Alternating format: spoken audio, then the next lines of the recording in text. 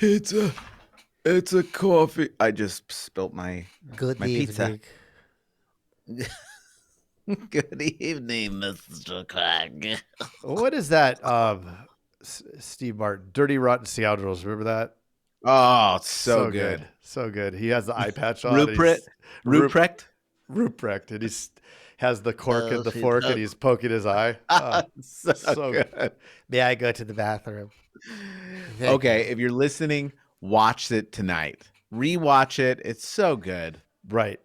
And if you're under, I don't know, probably under no, 30, 30. Probably You haven't kind of ever heard of sound it. like Ruprecht with because of Rip. the stuffed up nose.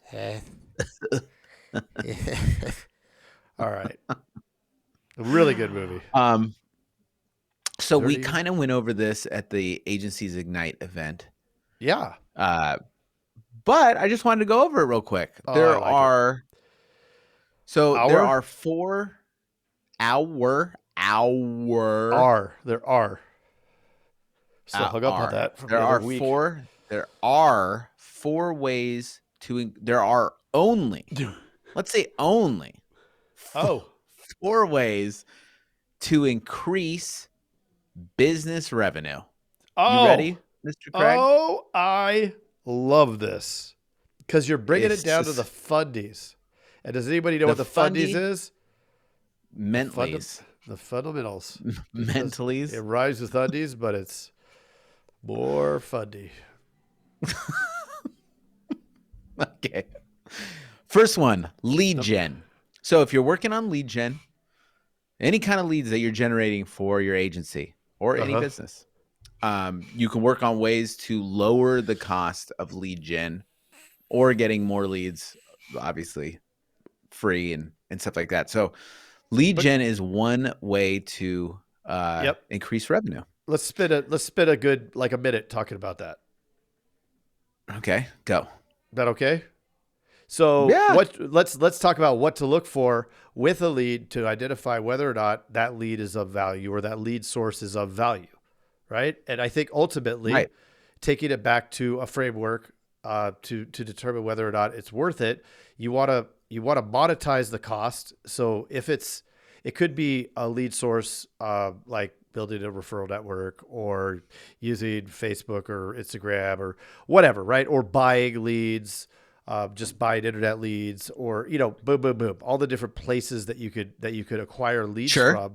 You may want to also look at, okay, well, if I do the chamber or I do this or that, it doesn't cost me anything. Well, it costs you time. So you want to look at what is the value of that time, and then ultimately how much revenue are you then bringing in, or what's to determine the cost per sale, right? So if you spend Truth. 10 hours a week to get some lead source, but you only get one lead a month from it, well, 10 hours, what's your time worth? If your time is worth $500 an hour, that's $5,000 for one sale. That's not a good acquisition cost. So we want to Right. really look at the ultimate metric, which is acquisition cost, in order to determine whether or not a source is viable. Uh-huh. I'll go back to That is, rubric and I like a would say rain man. the top two things I look for in lead gen is consistency. Yep. So if that lead gen is going to be consistent, and the also if it's scalable. If it's not Oh, scalable, yes. consistency and scalability. Right. So like everybody knows what live leads are. They'll go buy them, and they're whatever, 60 to $100 for a live lead. Not scalable, Right. right? If you have 10 producers and 10 telemarketers and you're buying live transfers, it's not scalable because you're going to get 10 a day. 10. I don't know how many you could get because I make my own. Second thing, Uh huh. number 2 on the 4 ways to Did increase you your say number business. two, Mr. Jason? Number 2.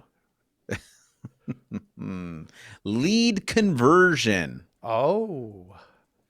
Oh. So what are the things that can help that lead convert? Uh Because huh. anytime you can cut down the lead conversion time or um, raise the percentage of conversion, you're going to save money, right? Uh-huh. which means you can ultimately double, triple, whatever, uh, the lead, Right. the lead spend. So lead conversion, what are some ways that Well, you, I know in with our insurance, world and the methodology with that we've used to grow our books, our, not our books, uh, it has been throwing. So we've optimized the telefunnel, right? So we buy an internet lead, push it through, and we've optimized at every step, which is it's not easier said than done. I mean, it takes a while to get good at that, to understand the metrics. Took me, what, 6 months, took you 2 years. But you were first. That's why it took you longer. I'm definitely not smarter. So, um, yeah, so that's one way. With, let's say, if you're buying face or doing Facebook leads or whatever, how could you optimize it? You could look at the traffic that's coming in and determine how those ads are performing. But you definitely want to have different things measuring against different things. So if you don't have access to what the what the benchmark is for conversions, then you need to. So you always want to go in with some way to measure these things. Like I know a lot of people do mailers. What I've always struggled with mailers is it takes a while before they start performing, and it's very difficult to measure. I mean, it's truth. great when they come in. Like your producers will love you, but you overspend for your acquisition cost, in my humble opinion. So lead conversion to me, Uh I huh. would say things from a 40,000 foot view that would just help that lead conversion is like a great CRM, a great follow-up sequence of emails. Yeah. If you can use texts, uh, and you're not with a captive carrier, obviously, Right. then the follow-up text sequence, the follow-up, the phone call sequence, Yeah. The that all more you can, helps. the more you can automate. Right. Yep. And then the other thing is your team, like the Yeah. scripts, Yeah. uh, the training, the meetings, all that stuff. Really trying to optimize to make sure that there is going to be the best chance for conversion, and you'll get the highest conversions of those leads. Yeah. Right? Right. And it gives you scalability because you have predictability behind what's going to happen. And also it's much easier to train, right? As you bring Yep. on new people, if you have some kind of format Yep. framework. Number three. Number three in the 4 ways to increase your business is customer ascension. What does that No. mean? Oh, well, Well, uh, yeah. What does it mean? yeah, what does it mean? What does it mean? You go, Mr. Craig.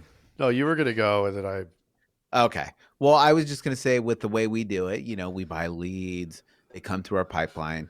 We've done everything we can with the conversion. Now they're coming into the agency, right? That lead is. Um, I know something that we both do that we like to do is hit them with those welcome calls, right? Making sure that they had a great experience, but making sure that they had a chance to talk to the financial person in our agency, making sure that they um, have more than one line, and trying to cross sell and everything, right? totally. You know what I think of when I think of customer ascension? I think of Mr. What? David Carruthers in Florida. Hmm. So he has his little his agency is most is I think almost 100% commercial, if not exactly 100%. Um, I think it's close. And but what he does is to get people in the door. He does that wedding. Is it like if wedding event insurance? And he said all his friends made fun of him and all this, but this is how he generates his leads, right? Yep. Somebody does that, and then that's the easy foot in the door, and then he ascends them through his value ladder. So as they uh, come in and become acquainted in the same way that Jason just talked about it, like putting him through his funnel, they then talk about They're commercial, they're home and auto. So maybe it's not 100% commercial, but he ascends them up that ladder to the higher ticket items that then generate more and more revenue for him as they become more sticky. Right? As they develop and ascend, they purchase more things, and more things mean there's a longer retention. Yep. Yeah. So I think that, that's something to really think about. What is that whole customer journey and making sure our client journey, but making sure there's a great ascension plan, because then all of a sudden, your average sale or your average, Lifetime uh, yeah, your value. lifetime value of your client, you can really double or triple that, right? Sure. Which if you can double or triple the lifetime value, well, now we're smoking, because we can obviously spend Right. more uh, on leads and everything else. So You're crushing on both that is sides. You're increasing the revenue per client, and you're increasing the length that they stay with you. that's right. Yep. Got to increase the Increase length. that length. And then number 4, of course, is retention. Yep. Because if you can retain them even for one extra month, or 6 extra months, or one extra year, wow, what a difference. Yep. You If could, if yeah. if you don't think that retention is important, and I highly doubt if you're listening to this that you agree with that statement, that you don't think that it's important. But let's assume that you do think it's important, or you don't. Look at Guy Echo. I don't know if we can say their name. The Lizard Insurance. So look at them. They have a dedicated department, an entire department. If somebody wants to cancel it, they get transferred to the department, and there's a force of people who take those calls, and they're trained in retention. So it is a huge component of a business who is systematically taken apart a lot of carriers. So there Yep. must be something to it. So that's it. Recapping the 4 ways to increase revenue in your business: lead gen, always be working on lead gen, Yep. creating that consistent and scalable flow. Yep.